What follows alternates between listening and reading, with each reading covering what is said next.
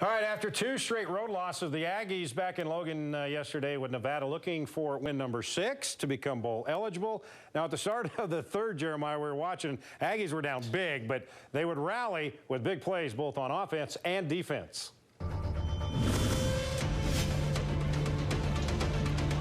Snap it back to Myers. He's going to throw it. And it got tipped to the line. Picked off. It will be a touchdown for Nevada as it got deflected to the line.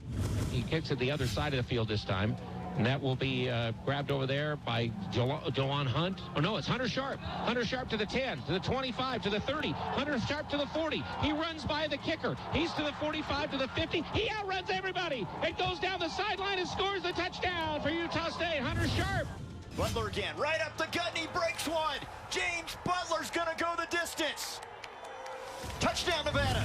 We're still trying to figure this team out in a lot of ways, but I'm going to tell you one thing they're not, is quitters. He's got Mays as his running back. He gives it to Devontae. Squares to the left side and scores! Utah State's touchdown. He ran back to the weak side. Mays right behind him. Turns around, gives it to Mays on the right side, and he splits it to the right, and he cuts into the secondary. Breaks off a tackle at the 25. Goes to the 15, to the 10. He juked a guy out of his shoes, and he gets down near the end zone. Did he score? Mays. Now let's see what happens. It's Mays again. Nope. Yep. It is Mays on the right side. Dalton lays it up in the air. Aggies try to get somebody down near the goal line, and they dive and do. Did they keep it on the field of play? Yes, they did. He's not on the goal line. In motion comes the wide receiver over to the left side. Fumble the ball in the end zone. And then it's picked up, and Stewart's still in the end zone. The Aggies think they've recovered the ball, and the Aggies score! It was huge. You know, the last 2 weeks have been rough. The resiliency that they showed is it's motivating to me. Stewart waits in the pistol, gets the snap, hands it off, a spin and a block, and the Aggies hold! The Aggies hold at the 44! The Aggie defense stops Butler as he tried to spin into the line! I'd say more than anything, this was the type of win that we really needed as a team.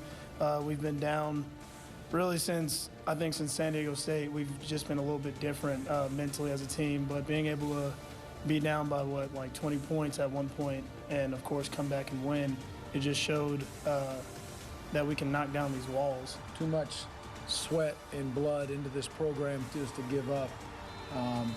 And it hadn't always gone our way this year, but I'm going to tell you what it did today. All right, guys, even when they're not playing well, to come back like they did, that tells you a little something about this team. It does. It tells you it's going to be an interesting week coming up, doesn't it? Yeah. BYU headed up to Logan.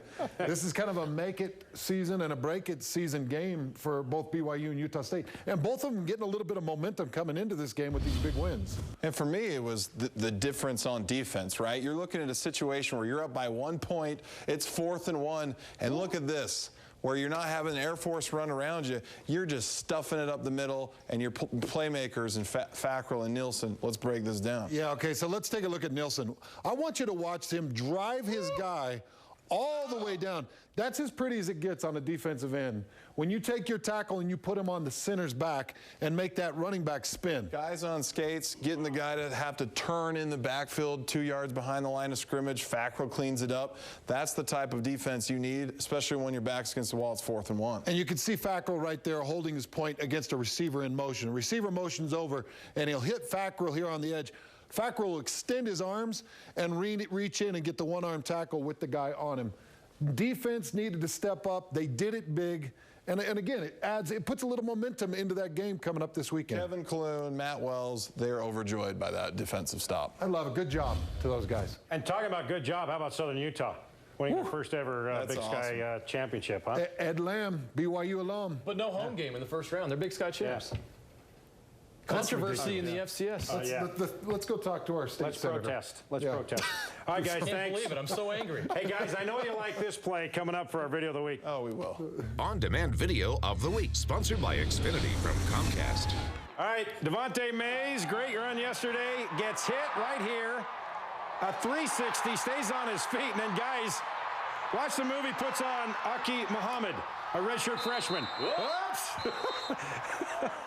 2 incredible moves in one play, and that has got to be the best ankle breaker we have seen in college football in a long, long time, don't you think? Oh, yeah. Oh, yeah. I'm used to seeing point guards do that on a basketball court, not a running back on a DB. That's pretty impressive. Wasn't that Chris Paul or Stephen Curry that did that last year? Darren Williams was the king of that, you know, back in his day when he All right. was an all-star. You like that, don't you? Oh, yeah. Well, I've tripped over my foot a time or two. All right, guys. It's a little embarrassing. All right, thanks.